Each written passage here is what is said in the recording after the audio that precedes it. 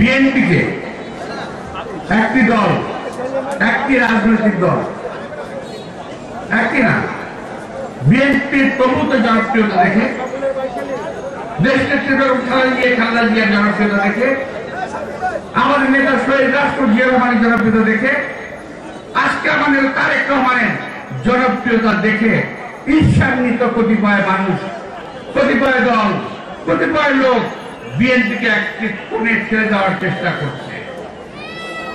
তারা বিএনপিকে আওয়ামী লীগের দিকে ফেলে দেওয়ার চেষ্টা করছে, বিএনপিকে ভারতের দালাল হিসেবে আখ্যায়িত করার চেষ্টা করছে।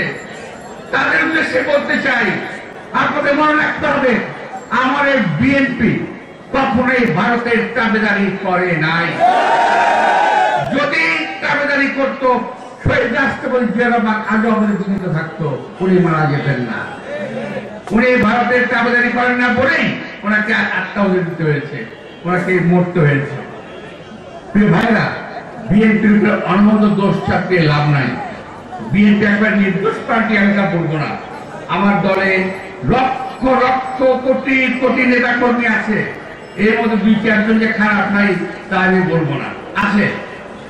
আমি আমার সমস্ত নেতা কর্মীদের ভাইদের বলবো, যারা আজকে যে সমস্ত নেতা কর্মী যারা আজকে কোন অসৎ উপায় অবলম্বন করেছে, তাদেরকে চিহ্নিত করুন, তাদেরকে পাকড়াও করুন, তাদের দলের হাতে সুপর্দ করুন। তাদের কাউকে ছাড় দিয়ে কথা বলবেন না।